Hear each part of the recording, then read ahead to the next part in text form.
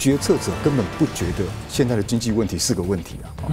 那这本身就是一个非常严重的风险。最不好的数据其实就是中国房市的数据，到现在是半点起色都没有，连一点好的消息、一点春风吹进来的感觉都没有。而且所有的数字很可能都是美化过的结果，在各种大企业里面会去安排中共的办公室。那事实上也就是对公司的决策权、经营权产生一定的监督跟影响力。这其实也是当初官督商办的企业模式所发生的问题。它最后都导致了国家机会主义非常横行的结果。到处有各种风声说，好像中国的经济已经落底了，现在是进场这个抄底的好机会。那再次，我们还是要提醒大家，这个目前专业的各种数字看起来是没有任何这个落底的迹象。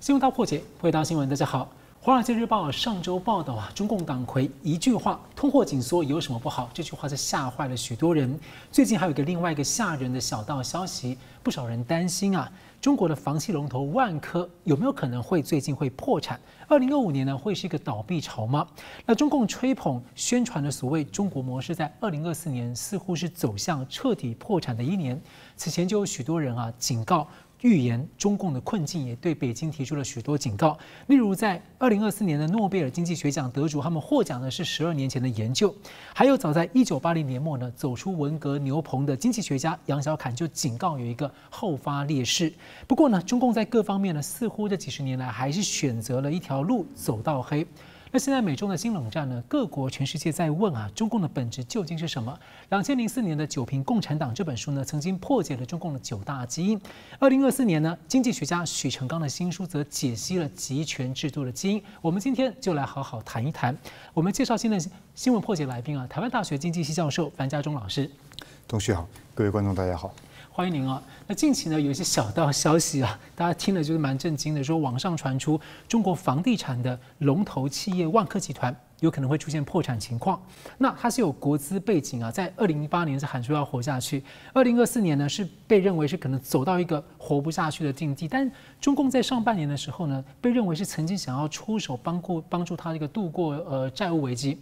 但是当时大家就好奇它不救恒大，去救万科，这说明万科很重要。但是现在如果说万科如果破产的话，它对中国房市呢意味着什么？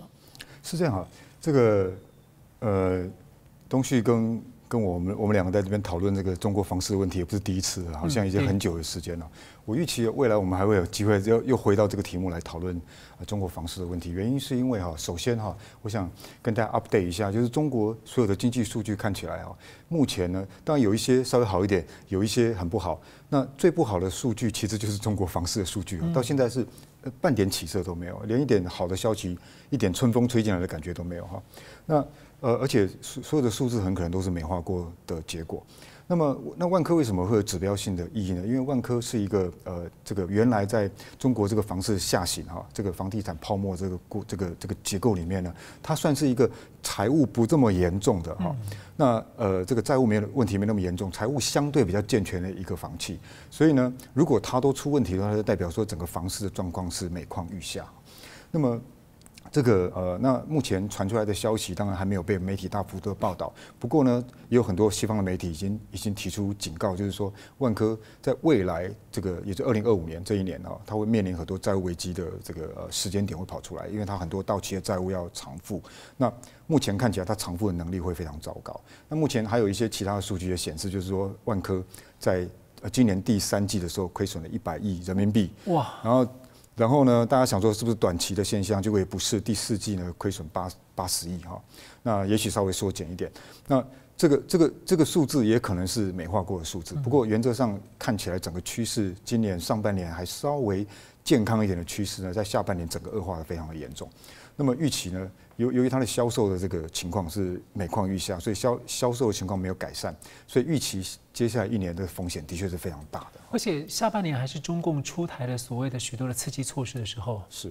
好，这些刺激措施也反映了，就是说这个目前这个房市的状况也反映了中共这些刺激措施事实上是要么就是杯水车薪，要么就是根本没有把这个核心的问题解决了那么，不过在这里要特别强调一下，就是说很多观众朋友也可能觉得说到处有各种风声说，好像中国的经济已经落底了，现在是进场这个抄底的好机会。那再次我们还是要提醒大家，这个目前这专业的各种数字看起来是没有任何这个落地的迹象。因为很重要，所以要说3遍。老师至少说了3遍以上，每次都说记得。那我们1年前说的时候，大家可能很多还不相信哈。那现在看起来这1年的情况真的是恶化的情况非常严重。好，那这个刚刚东旭也提到这个习近平的一个惊人的这个话了哈。那这个他的说法是说，这个通缩有什么不好啊？人民群众不是希望东西更便宜嘛？那便宜哈是买起来更消费力会增加。这直觉上好像听起来没什么问题哦，但这完全违反了这个经济学基本的这个知识。那么我刚刚听到这个新闻的时候，我以为是假新闻哈，就想说是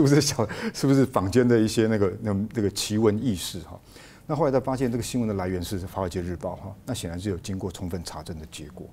那么这事实上的反映呢，就是说这个中共这个最高的这个决策者哈，他对于这个经济的这个状况的认识，事实上是跟基本的这个状态是有严重脱节的。那这当然会给这个中国的这个未来带来很大的一个风险啊。所以我这个事情上显示，我是后来才慢慢的理解到，所以其实中国这个经济或者说经济下行或中国房市最大的风险是什么？其实就是习近平本人哈。那么这个然后但是在这个结构之下，某种程度上我们可以看成是习近平有点像是冰山一角的浮上来的那一角，下面是整个共党的逻辑嘛？完全没有错哈。OK， 那这个是这样啊，就是说，我们都以为说，因为我们发现中共这个经济下行已经不是1天2天的事情，它已经这几年哈，尤其是过去这2年，经济下行的趋势是非常非常明显的。好，那中共出台的措施基本上是非常荒腔走板的，既破碎没有系统，而且它的额度跟时间点也都是非常错乱的。那从西方的这个专业的角度来讲，其实大家都很惊讶，也搞不清楚为什么，就是都看不懂。好，那今天呢，这个消息出来，我们大概稍微有点了解，就是说，事实上并不是问题很大，让他们不知道怎么去解决，而是可能从习近平的这个表现来看，而是他们根本不觉得现在的经济出了什么问题，或者不觉得它本身是一个严重的问题要去解决，当然就不会采取有效的措施。而且还有另外一种可能是，他掩盖了很多东西，所以实际上问题比我们想象的更大。是，所以他的做法我们看不懂，因为他要掩盖更可怕的东西，他没有办法解决。是，那而且从中共的这个统治的结构跟决策的这个结构上来看哈，它的确有一个非常严重的问题，就是 information cloud，就是它的这个中共的决策层哈，他并没有充分的讯息在做决策的时候，因为决策的人就是非常单一哈，就可能就是习近平本人有很大的决策权，可他一个人是没有办法消化这么多讯息的，在讯息传递的管道有很多各式各样的原因会把它屏蔽掉，政治正确，对，政治正确啦，或者说反正每个人的这个权利上各方面的考量，所以他得不到充分的讯息，他也不知道真相是什么，所以中共哈，所以我们常常讲说中共撒谎，最后他自己也是谎言的受害者，因为他自己也得不到，也被自己的谎言欺骗哈，他自己也得不到充分的讯息，在做决策的时候就会很荒腔走板哈。那现在是这样，就是说我们常常在预测说啊，中国这次泡沫经济破灭之后，中国经济下行的情况会走多久，会有多严重？那我们常常要有一个指标，我们那个指标就是拿日本这个1990年那个泡沫经济爆炸之后，我们所发生的事情要做一个对比嘛。那我们常常在对比说，到底有哪些不一样，有哪些一样？事实上的确有很多类似的地方，那当然也有很多不一样的地方。好，那我们今天我们终于发现一个很重要的因素，是过往大家都没有好好考虑到的一个对中国很不利的因素，就是决策者根本不觉得现在的经济问题是个问题啊。那这本身就是一个非常严重的风险。那这个风险事实上在分析里面是非常需要放进去的。这次的事件事实上是给我们一个很大的提醒。那我们在讨论这个中国这个经济下行啊，包括房市以后未来怎么发展的时候，我们事实上我是很希望说，我们应该要我们如果做一个对比哈，比如说美国是怎么样去处理它的这个景气下行的时候，它怎么样去救市的措施，我们拿来做一个对比，我们就可以稍微了解为什么 IMF 会给很多救市的措施啊，为什么很多西方的这个经济学家会觉得，中国政府应该要采取某些救市的措施，以及在什么时间点去做，那才会对这个景气下行产生缓冲的作用。好，那这很多这些建议啊，这些想法都是根据西方过去累积了很多这个景气循环或者景气下行的这个经验，而且你要说是血泪铺成的这个学习来的经验，其实也是没错的哈。这些经验事实上我们可以从一个简单的对比上可以看得出来啊。我们现在如果先看一下这个图一哈，这个图一这个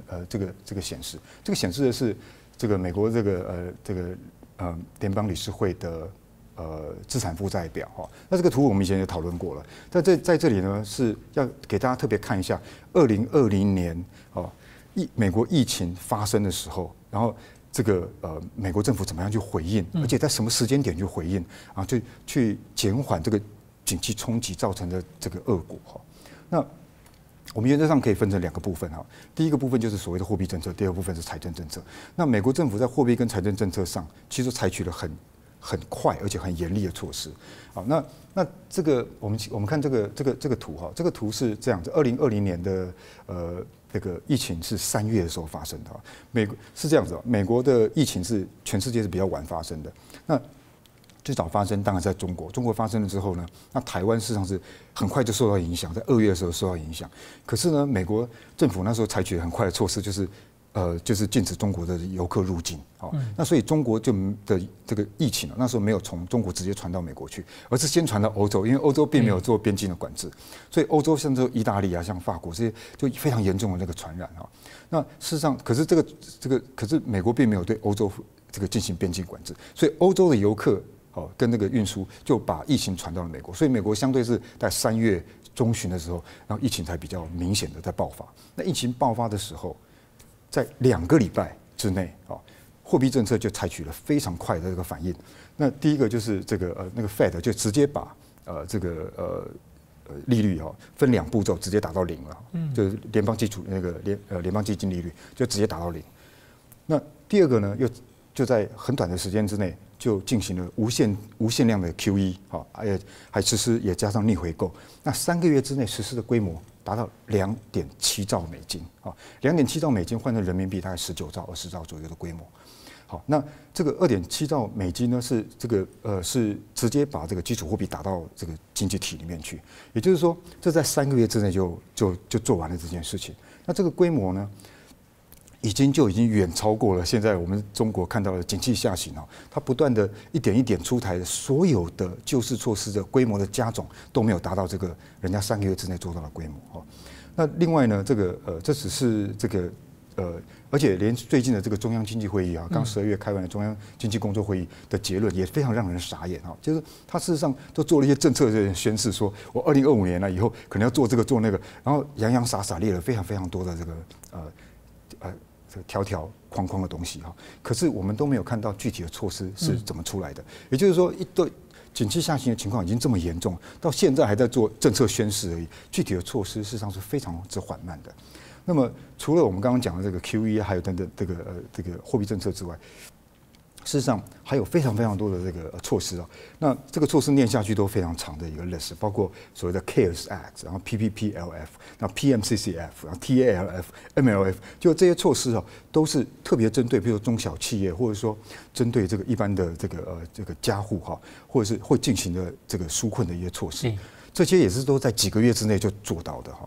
那财政政策呢的规模也是非常巨大的。那财政政策呢，在美国事实上执行的时间是稍微晚一点，比货币政策晚一点。原因是因为这些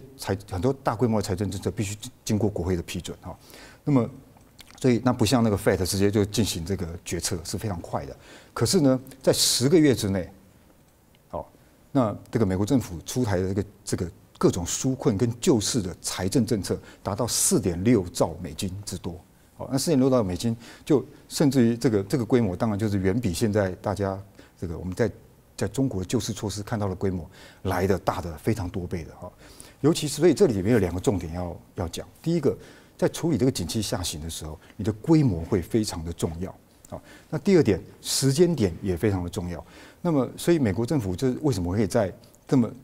这个短的时间他发现疫情造成经济严重冲击的时候，他事实上反应是非常之迅速的。原因就是因为这个时间点一旦错过了之后，很多总体经济受到的损伤是没有办法挽救的，而且它会不断的扩大下去好，那个美国政府这一次这个2020年因为疫情所采取的这个救市的措施，速度跟规模都很大。事实上，也不是他一向都是这么做的，而是这里面事实上是有累积了很多经验，尤其是在2008年、09年全球金融风暴发生的时候，美国政府反应太慢所学到的一个教训。那所以这就是美国政府在过去那个处理这个不管是财政部啦或者 Fed 在处理过去景气严重冲击的时候，或景气循环下行比较严重的时候，他所累积的经验所告诉他应该做的事情。所以这就是为什么说西方普遍的这个不管是政府啊或专业的人员，看到中国经济下行的时候，其实很多人是在替中共着急的，还有中国着急的，就说该做的什么都不做，而且过了这么久，很多该做的措施也都没有做。所以呢，现在这就是为什么说我们从这个对比上可以看到，大家所对中共这个景气下行所采取的措施非常不解啊，也希望说各界也会给中共很大的建议，很多好的建议，希望他能采取啊，去减缓中共目前这个面临的这些危机所能够造成的伤害。那可是呢，直到目前为止呢，这个外界的建议跟所希望建议的措施，包括 IMF 提到的救市措施，基本上被中共是一蹶不顾的哈。那今天这个我们最近听到的这个习近平的这个惊人的话呢，也让我们想到，就是说，原来呢，这个我们都把中共这样的一个政体想成一般政府、一般政党所做决策跟行为的模式，我们都想差。事实上，它基本上不是一个正常的政党，所以它也不会有正常政党的思维，也不会有正常的一般的这个民主国家或者宪政民主的国家呢，它在处理这个经济下行的措施的时候，对这个问题有一个正确的诊断跟了解，以及会采取措施，这一整套的过程事实上并不会发生哈。那么，所以现在看到中共目前所面临的问题，已经不是我们说他下一步阶段应该怎么去救市啊，采取什么措施的问题了，而是整个时间点已经来不及的问题。所以大家对像病入膏肓一样，已经病入膏肓。对，所以我们看到这个Fed 还有美国财政部在2020年救市的措施跟时间点的那个关键的时间点的掌握，我们就可以看到说时间点已经被错过很严重。那么，所以大家为什么对2025以后中国景气下行的情况还有房市目前的危机和反映出来的各种很不利的一些状况，都觉得非常悲观，这是有道理的。老师，我简单追问就是说，另外一种情境说，就是他的这个逻辑不对，他的做法不对。那一种可能就是刚刚老师的前提说，西方国家的进行是一种景气下行的情况，一个循环的进行。它整个机体虽然很多问题，但是基本上还是有一个基本的这个循环跟正常的。但如果中国的经济被搞到是，如果香港已经病入膏肓，或它长期结构是畸形的，就是它不是照一般的正常的市场逻辑，跟一般的正常的市场经济，或是很多反人性的等等的，就是共产主义之下的混在一起的。是，然后这样混合之后，久了就变成是它真的病入膏肓，或者变成很多结构畸形的时候，真的各方面的问题弄在一起的时候，他不知道救都不知道怎么救，甚至说像你刚刚讲的，搞不好全中国没有人知道中国的经济究竟真实的情况是什么情况，因为所有都被扭曲了。是，所以每个人都不敢做，因为怕副作用。是，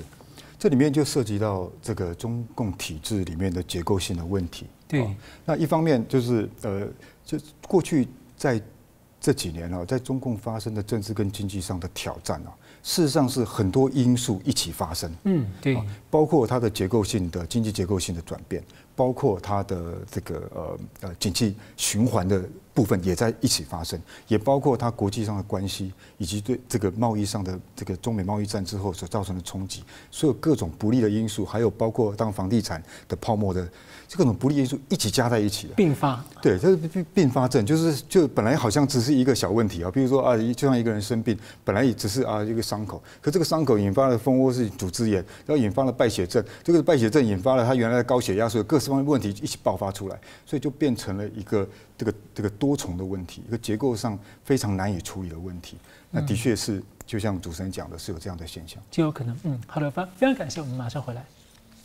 欢迎回到《新闻大破解》。2024年的诺贝尔经济学奖的得主3位学者呢，都在美国，他们研究的是社会制度呢如何影响及形成这个国家的繁荣。那各界呢是纷纷用来对照中共所谓的吹嘘的所谓中国模式呢正在走向破产。其实理论上啊，中国曾经有非常好的机会，如果汲取许多的国家他们的发展弊病跟教训啊，应该是能够走得更好，大家有这样的期待，甚至它能够走民主化，大家有这样的期待。但是呢，我们现在就以他们中共体制内学者所谓的后发优势，但是呢，从整个过程跟结果来看，我们看到的却不是如此，却是后发劣势，而且形成了中国经济一种几乎无解的难题畸形结构，被形容像是多重器官衰竭了。那曾经被认为可能是最接近诺贝尔经济学奖的中国经济学家杨小凯，他在文革期间呢被判10年劳教。他在1980年末30多年前就已经提出了一个向共产中国提一个后发劣势的严肃警告，还引发了一个大辩论啊。我们今天就来谈一谈他这2个理论哈。这个老师你怎么看？我们先谈杨小凯了。好，是这样啊。这个今年是杨小凯教授过世20周年了，所以然后又因为这个今年的诺贝尔经济学奖得主是 Acemoglu 等人啊，教授等人，他讲的是制度上的这个制度经济学、制度的研究，对，所以刚好呢，这最近又有关于制度的辩论跟讨论又跑出来哈。那尤其这个就关于杨小凯当年20多年前呢，跟这个林毅夫啊，中国林毅夫经济学家林毅夫哈，有一个后发劣势跟后发优势的一个辩论，现在又被再提起啊，所以最近有一个讨论的热潮。那杨小凯这个是也算是一个非常传奇的人物哈。那事实上杨小凯跟林毅夫这个2个都是传奇人物了，我们再简单介绍一下他们哈。那这个杨小凯他的本名叫杨锡光啊，那他在文革的期间呢，他还是中学生的时候，写了一篇文章叫《中国往何处去》哦。那这个文章呢，后来被广泛的这个传阅，然后呢触怒了毛泽东。中学生对中学生，他还没上大学的时候，然后他就因此被判入狱10年啊，他就后来他在入狱可能将近12年的时间。那他在狱中呢，因为那时候很多政治犯啊，就关在狱中，有些教授也被关在监狱里面，所以他就跟了一位数学的教授学数学，所以他的数学基础在监狱里面打下来的。出狱，然后出狱了之后呢，他就完成了大学教育，然后后来有机会到普林斯顿大学去读经济学博士学位，他2年就拿到经济学位，2年，所以是非常惊人的一个表现。那后来他的学术贡献非常卓著了哈，曾经就在这个获得2次诺贝尔经济学奖的提名。那他在那他跟台湾的渊源也蛮深的哈，他在1995年、96年的时候曾经来台湾客座。那我当时也是台大经济系的研究生，所以我曾经上过杨小凯老师的课啊。那这个那他，但是非常可惜，他在2004年的时候就因为这个癌症过世。那么这个大家都非常怀念他。那他在这个过世之前啊，事实上他的学术的著作，还有对于中国这个经济的分析，事实上是有非常多的著作。那这些在网络上都可以找得到，非常鼓励。这个各位朋友有兴趣的可以去阅读哈。那跟他辩论的这个另外一个这个主角呢是林毅夫先生啊。林毅夫他是大家都比较熟了，林毅夫台湾人嘛，他在当兵的时候这个叛逃到对岸去，后来他在北大完成学业，然后芝加哥读博士学位啊，经济学博士学位。那他回到中国之后，他就积极的参与国政，那就成为后来成为中共重要的经济智囊，一直到现在都是有很大的影响力哈。那有人说他是这个中共的国师啊。那么当时这个辩论呢，就是后发优势、后发劣势的辩论，事实上是引起了非常多的这个注目啊。那这个杨小凯本身是认为是主张这个后发劣势的，但林毅夫是主张后发优势的。那后发优势跟后发劣势，这到底是怎么样一个情况？我们可以简单介绍一下哈。那所谓的这个后发优势呢，就是说后进的国家，它可以根据前面已经发展中的国家的各种成功跟失败的经验，可以拿来做参考，所以它可以避免很多人家走的弯路，它可以避免掉，所以可以比较有效率的做发展。那么同时呢，各种发展出来的知识跟技术，它很快的移植过来，所以它也不用去做风险投资啊，去做这些这个去累积很大的资本，它才能够做技术的变革跟进步，所以它可以直接移植这些技术，所以呢，它可以截长补短，可以避免别人犯过的错误，所以发展的时候可以很快速，可以非常的有效率的可以发展，这是所以后发优势的理论所主张的东西。那所谓的后发劣势呢？后发劣势的想法是说这个当时杨小凯先生也提过很多这样的一个想法。那后发劣势的想法是这样他是从这个动机来看如果后进的国家他想要做发展，想要经济的发展啊，累积这个 GDP 的成长啊，然后想要提高这个国民的所得，它有2种方法。那第一种方法就是我可以移植技术做技术的创新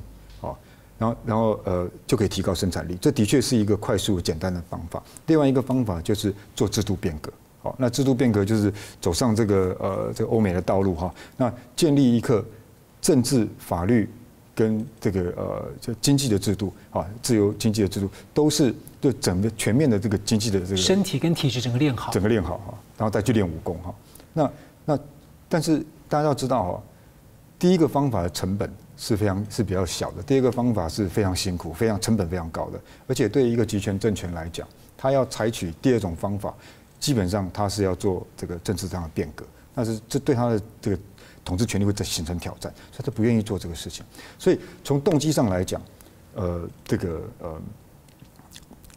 当然后发劣势的这个想法就是说，后发的这个国家呢，它会有非常强的动机去采取第一个这个治标而不治本的方法，快速的可以提高生产力，提高这个国民所得。那么同时，但是问题在于说，你这2个方法呢，它基本上有一点互斥性。什么叫互斥性呢？你采取了第一个方法，你就不会采取第2个方法。原因是第一个方法，你的生产力提高、所得提高了之后，事实上会对你的统治造成这个正当性的强化。所以你一旦这个正当性的强化之后，反而是会更没有意愿、更没有动机去做任何制度的改革。所以这就是一个一个陷阱就是后发国家所面临的一个天人交战，一个陷阱。你一旦选了这个便宜、简单、快速的道路的时候，你就不会去做制度上的变化。练功你只练表面，你不去练内功，结果久了之后你就荒废了，到时候你就越来越糟。是，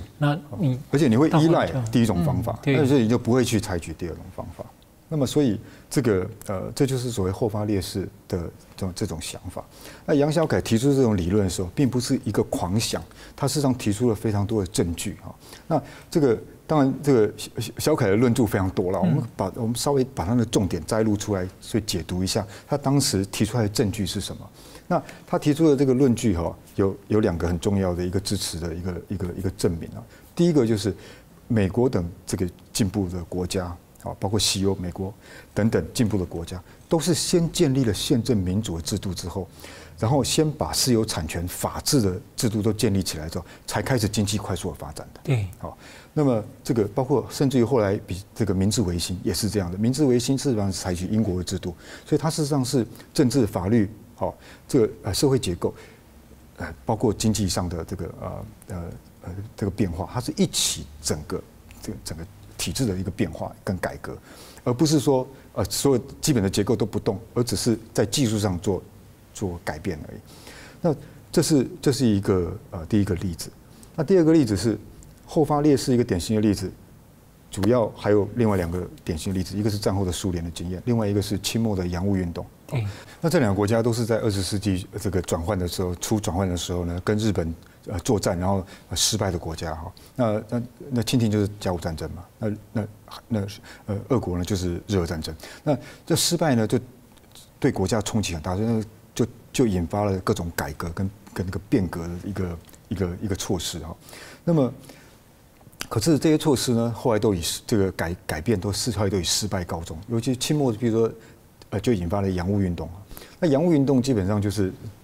是模仿西方的运动嘛，叫洋务运动嘛。那模仿西方运动，可是他采取的措施，也就是跟这个过去几十年中共所实施的这个所谓的改革开放，事实上是一样的，它并没有去更动它的政治体制或者是基本上的经济结构，它只是去做很多技术上的这个抄袭跟改变而已哈。那么譬如说当时那个洋务运动呢，它主要有几个重点哦，它在经济上采取了一些变革，它是官办的企业、官督商办的企业，还有就是官商合办的企业哈。那这些企业都是就不管你是怎么样的一个特色，它就不是西方的自由经济体的一种模式，它还是在官方强力介入一个经济的一个决策跟企业经营的一个模式里面。那这样的模式后来引发了杨小凯先生所认为所谓的这个国家机会主义哈，就是说因为这个国家在里面所产生的角色非常决策非常的影响力非常的大哈，所以导致的结果就是说企业的经营都有非常多的政治考量在里面，它就不是一个现代经济透过自由经济里面自由竞争所不断提高生产力所产生的这样的一个进步的一个过程，并没有出现。后来呢，就以失败告终。杨小凯教授认为中国邓小平以来的改革开放，并没有走出当初清末的时候洋务运动的格局。那而且呢，反而是在很多面向上非常的类似哈。那他举了几个例子，譬如说，我们这个改革开放虽然改革开放，但是国有企业的比例还是很大的，甚至于现在还在强调国进民退，对不对？好，那国有制事实上就是当初的所谓的官办企业，那另外还有合资企业啊。那我们都知道说，在中国你要外资要独资，事实上是不被允许的，它必须有合资的规定啊。那合资企业不就是官商合办的这个企业哈，这种模式。另外还有就是承包制，这种承包制呢，也就是所谓当初清末洋务运动的时候所进行的官督商办的这种模式。那除了官督商办的模式之外，我们也看到这个中共也采取很多措施去监督企业，比如说在各种大企业里面会去安排中共的办公室。那事实上也就是对公司的决策权、经营权产生一定的监督跟影响力。这其实也是当初官督商办的企业模式所发生的问题它最后都导致了国家机会主义非常横行的结果。那贪污也横行那其实我们也看到了，目前改革开放以来所面临的这些企业的问题，事实上也呈现出来了国家机会主义各种面向。好，那我们看这个现在20多年过去了这个辩论到今天，事实上在这个当初辩论的时候这个中国经济刚好是一个蓬勃发展的一个年代，尤其在WTO 加入 WTO2001年，中国跟台湾都加入 WTO 之后，这个中国开始在透过这个跟美国市场开放，还有国际的资本合作，所建立了这个世界工厂的过程当中，所以经历了一个这个非常快速的一个经济成长的一个过程。那么杨小凯的理论当时呢，事实上是被打压的大家都觉得说你看我们这个我们虽然没有进行这个制度基本上的变革，你看我们也可以带来高度的成长，而且成长的情况还不错。那么可是我们现在从这个更久的时间这个跨度来看，我们现在来看杨小凯当时的预测是不是对的？好，那我们的确看到中共尝到经济发展的甜头之后，事实上完全没有任何意愿进行制度上的变革那包括不管是政治制度还有经济制度的变革。那现在我们看这个民营企业实际上还受到很严重的打压，而且呢，我们也看到当初这个杨小凯所担心的问题也发生了，就是这个经济成长反而给中共政权带来高度的政治上的正当性，那强化它的集权统治的力量，而且压制任何改革的力量。所以反而呢，事实上这个后发劣势的这个问题就被凸显出来了。制度变革反而你在这个经济发展之后，技术的进步之后，生产力提高之后，反而变得更不可能。比这个清末的洋务运动还要糟糕很多。完全没有错。就说这样的一个制度，这样的一种发展模式，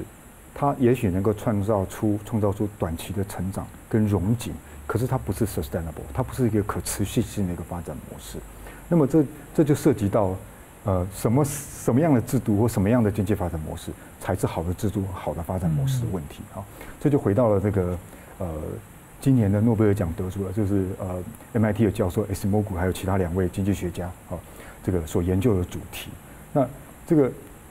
Acemoglu 教授哈，他得诺贝尔奖其实一点都不意外了。我们大家这个在经济学界，我们大家都期待说他得诺贝尔奖只是时间的问题哈。那么这个Acemoglu的研究事实上是在研究领域上非常宽，但是有一个非常重要的重点，就是研究一个经济体怎么样不但可以维持经济，不但可以创造高速的经济成长，而且可以长期持续性的成长。那么我们都知道在过去的这个经济发展的人类经济发展的历史当中有很多国家都有在短期的经济成长，包括南美在这个20世纪比较早期的时候，比如说阿根廷它是非常繁荣的一个经济体。那么可是为什么有些经济体繁荣了之后，它可以继续发展下去？譬如说台湾。那有些经济体繁荣了一段时间，比如说20-30年之后，它反而衰落下去。这个其实就是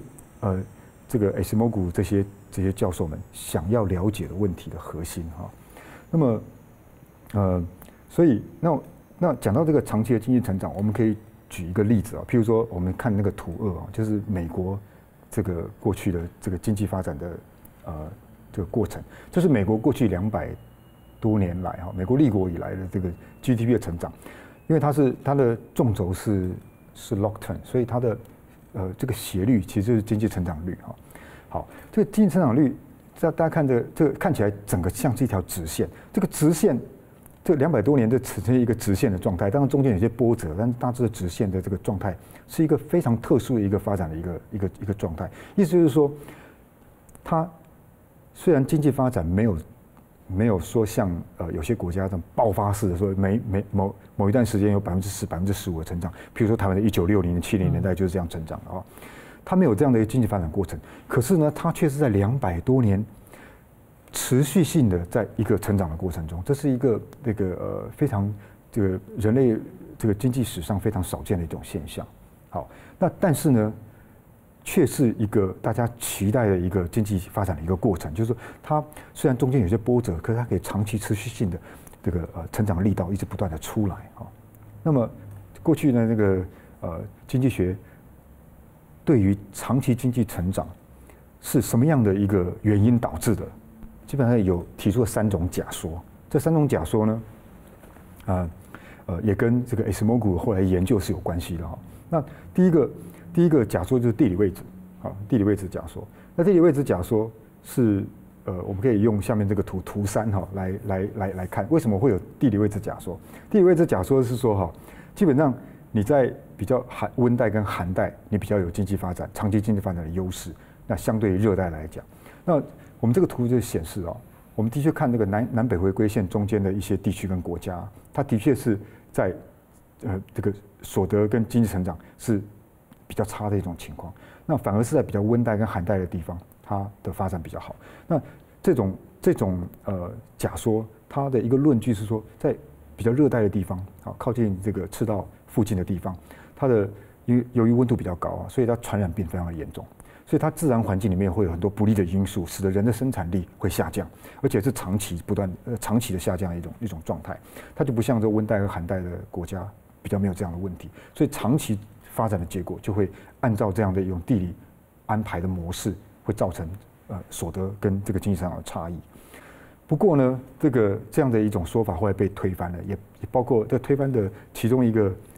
研究团队，也就是 Acemoglu 他们的研究团队，他们就发现从这个我们可以从图4来看那图4呢所显示的就是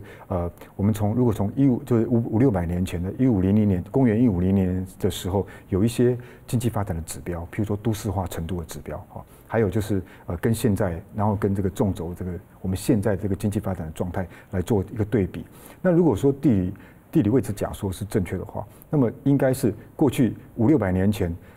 这个比较热带，然后而且所得比较低的国家呢，它还现在会保持低的状态。那所以这2个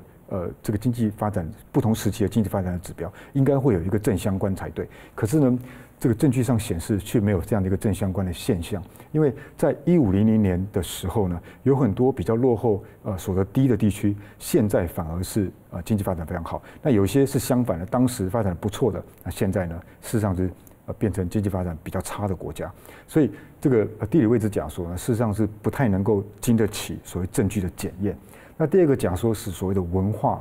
或者是文化价值假说。那文化价值假说的一种说法是说，这个某一些地区某一些或者譬如说宗教，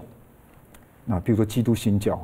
它是有强调某一些价值观是对经济发展有帮助的譬如说这个基督新教呢，这强调节约强调要这个努力的工作，然后要强调说，譬如说要储蓄那这都是对经济发展比较有利的一些价值观。而相对于其他的宗教，譬如说原来的天主教譬如说回教或者是佛教来讲呢，它有这样的促进经济发展的价值观。那由于这个宗教对社会的影响非常普遍而且长久，很可能就导致了长期经济发展的不同。那么可是这样的这个Acemoglu 的团队也发现呢，这样的一种说法是经不起证据的检验。那我们可以看图5那图5呢就显示的是说，在1900年，也就是100多年前这个不同的社会里面的穆斯林的人口里面，穆斯林人口的比例跟现在就是现代社会的经济发展，这个社会的经济发展的程度来做一个对比。如果说这个宗教的影响非常显著的话，我们应该可以观察到一个负向的一个影响，也就是说，穆斯林的文化越盛行的地方，在100多年前，现在应该是经济发展比较落后的地区。可是我们也发现，这样的这个基本的关系是平的就是说没有这样的一个清楚的关系。所以文化价值假说也在这里是不成立的。那接下来就必须提到这个第3个假说，就是制度假说也就是说，能够创造出不但是短期的经济成长，就长期持续性的经济成长的这个原因因素呢，只有制度那这个而且制度假说呢是不断的得到充分证据支持的。那 Acemoglu 的研究，那当然他研究非常多那我们的时间的关系，我们可以把他的那个这个基本的一个重点稍微提一下。就 Acemoglu 就认为有好的制度跟不好的制度。那好的制度是什么制度？好的制度，这个在他的很有名的这个 Why Nations Fail 这本书里边也提到了，就好的制度是所谓的包容性的制度叫 inclusive 的一个制度。那相对的一个不好的制度就是所谓的 extractive 的制度，就是所谓的掠夺性的制度。那包容性的制度有一些特性，那是什么样的特性呢？第一个，保护产权，保护私有产权；第二个，对于法律跟法治跟这个秩序的维护是非常重视的。第3个呢，它是保障这个私人的契约的签订，降低它的交易成本，而且呢法律上保障它的这个契约的效率。最后一个非常的重要，就是让不管是政治的竞争还是自由经济的这个商业运行逻辑的竞争，都是要保障竞争者可以不断的出现，也就是 newcomer 可以在成本很低的情况下进入这个竞争领域，也就是这个那这样的竞争呢，才能够保持不断的兴起的这个进入到不管是政治的领域还是经济的领域，然后而且会带来制度上不断的创新那提高这个效率。那所以这是 Acemoglu 的研究发现，这些制度上的特点才能够创造出一个好的经济成长。所以事实上，我们回过头来看，这事实上跟杨小凯当初提出的后发劣势的观点是非常接近的，是前后是基本上是呼应的一个结果。所以呢，这就是为什么说我们不管是从杨小凯当初提出的后发劣势的理论，还有从今年诺贝尔奖得主所在制度经济学上的这个研究跟这个发现呢，都支持一个现在我们去理解中国经济跟政治发展的一个困局的一个原因，我们可以得到一个了解，就是说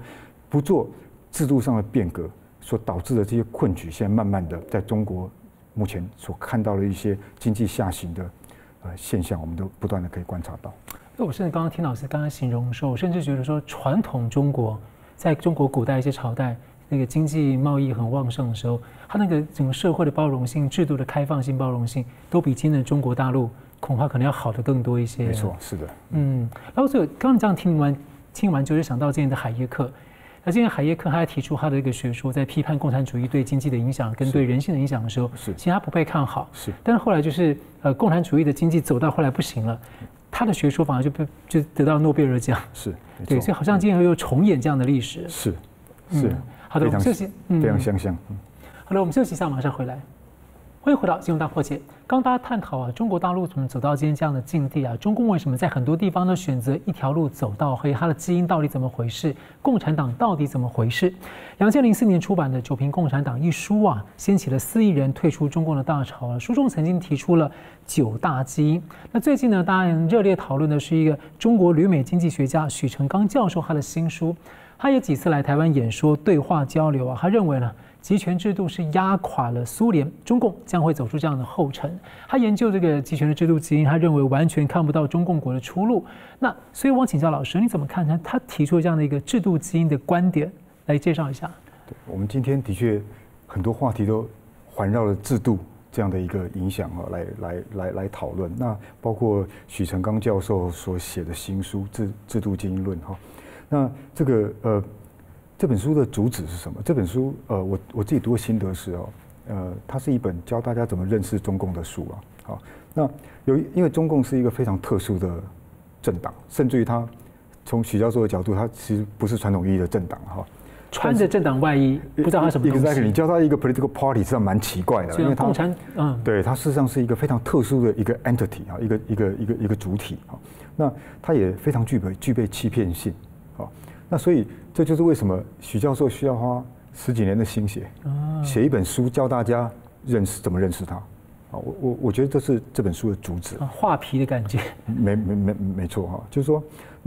那当然有很多触发去做这个研究的这个动机。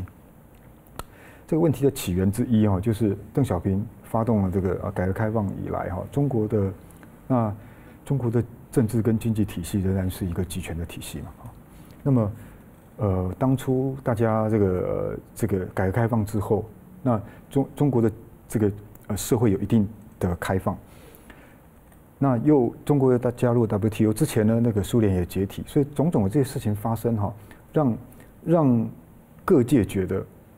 中国的确有可能会发生比较根本性的变革啊，走上所谓西方所谓的和平演变的道路。那建立一个完全不同的这个政治结构，走向所谓的宪政民主的这条道路。好，那这个从现在开始，现在回想起来，这的确是一个当初许多国家，包括还有许多这个知识分子所犯的一个严重的错误啊。今天看起来这些事情并没有发生。那这就让我想到，其实这是人们在做思考的时候很容易陷入一个谬误，就是所谓的线性思考。就当一个趋势出现的时候，我们总预期下一个，就当一个1.0的一个趋势出现，我们总认为一个2.0会这个线性会继续往下走。也就是中国改革开放，它会更开放。好，那个中国的自由的经济发生的时候，它会更自由。那这是一个这个人的思考的时候很容易出现的一种期待哈。但是呢，这个期待事实上是一个思考上常常出现谬误的一个原因。那我觉得许教授写这本书也是告诉大家，我们不应该做线性思考，我们应该做什么样的思考？那他就提出了一个很重要的一个概念，就是所谓的制度基因的概念，去了解所谓的它的重点是放在一个集权的一个政体啊，它是怎么出现的？那它的制度的特性是什么？然后它在运作的规则是什么？那当然你要去了解这样的东西，你就必须去了解它的历史。然后它的发源，以及它的演进过程，你才能够透过这样的理解，去解读现在发生什么事，以及未来可能会发生什么样的一个趋势哈。那所以这是他这本书的一个很重要的一个宗旨吧。那我们知道制度，那为什么叫做制度基因呢？就是说基因原则是一个生物学的名词，为什么放在制度这个政治经济学里面去理解呢？它讲的是一个制度的特性，这个特性会在一个历史的演进过程中，它不断的重复出现，而且它在不同时间地点出现的时候呢，而且在各种转折点的时候，它会起到很关键的影响力。好，那简单讲就是说，这个制度呢，它会在不会动的它一些不会动的因素呢，它会像基因一样，它会决定你的外貌，它会决定你的行动跟决策。这个就是这个制度基因这个理论所强调的一个重点。那么我看这本书呢是有很多的这个启发啦，因为我个人是经济学的啊，我对这个政治学的这个素养是非常差的。那么但是呢，所以我读这本书实际上是吸收了非常多这个政治学、政治经济学方面的知识，那对我是非常有帮助。那我在想说，其实我们的听众朋友大多数也不是政治理论的专家嘛，哈。那刚好呢，我就利用这个机会去跟他分享我的一些理解，也鼓励大家透过这本书可以去更了解中共集权体制的特性哈。那么这个集权体制呢，当然是苏联是在共产革命之后所建立的一个体制。这个体制有一些特色，就所谓的集权体制有一个特色，就是它是以意识形态为核心，控制全民的党。一个政党，那这个党呢，它对很多东西它有垄断跟依赖，对什么东西垄断依赖？对意识形态、对秘密警察、对传播媒体、对武力，都是垄断跟依赖的状态。而且呢，也对所有的社会组织，包括企业，产生垄断跟依赖。好，那这些特色，我们这特色，我们看起来，我们就发现，中共事实上是完全符合这个集权政体的这个特色的。而且呢，现在透过习近平的统治。现在往改革开放的反方向走，我们发现这特色反而被强化出来。好，那这个另外呢，这个中共的这个集权体制，当然发展演进的过程很长，我们这个细节也没有时间在讨论。但是呢，的确是这个集权体制在苏联发展出来之后，移植到中国，透过共产国际移植到中国，结合了中国原来的这个政治体制的特性，然后产生了这个中国共产党，它有很多这个稳定性的因素。你还把中国里面历史上那些最不好的东西，把它给特别拿出来用，好的反而不要啊。完全没有错。那我个人觉得有2点非常具有启发性，对我来讲，第一点呢，就是这个今天中国所发生的一些事情，事实上是制度所决定的，而不是某一个个人，譬如说习近平作为一个领导人，他个人所决定的一个结果。事实上，习近平应该是制度的产物，而不是相反哈。那么换句话说呢，换一个领导人，并不会做一个根本的改变，这个制度仍然会有透过制度基因的这个发酵跟影响，它还是会有不会有太大的改变。第二个呢，改革开放逆转呢，现在被逆转了，事实上是一个不可改变的趋势。那许教授也认为呢，这是制度基因所导致的必然的结果。也就是说，这个当初改革开放是为了集权政权想要维系生命啊，想要处理危机所采取的措施，现在往回走，其实也是想要避免和平演变带来的这种对政权的威胁所采取的必然措施。这都是制度基因论所看到对未来的预测。那对我来讲呢，也是非常有启发性的一些理解。所以老师你这样看的话，对于他认为中共国看起来没有出路，所以您觉得你怎么来看中国的未来？这个是这样，就是说我们现在看到中国的一些制度上的不利的因素，包括杨小凯教授当初提出来的一些论点呢，现在都存在，而且不但存在，还不断的被强化哈。那反而现在私营企业是被打压的，然后这个政治体制的开放，原来是集体领导，现在走到个人独裁的这个角度上，从各种迹象看起来，事实上都是制度的倒退，而不是进步啊。那也从 Acemoglu 的角度来看，当提出来的角度来看，它反而是走向一个更掠夺式的制度，而不是更包容性的制度。那这都对未来长期的经济发展是不利的影响。好的，感谢。好，节目最后我们请老师用1分钟总结今天的讨论。我们今天花了很多时间讨论制度，好，那不管是这个从现在这个时间点来看，制度上的一些观点事实上是非常有意义的。我们发现就是说为什么这个我们大家很关心的问题，比如说这个改革开放之后，中国的这个基本的政治体制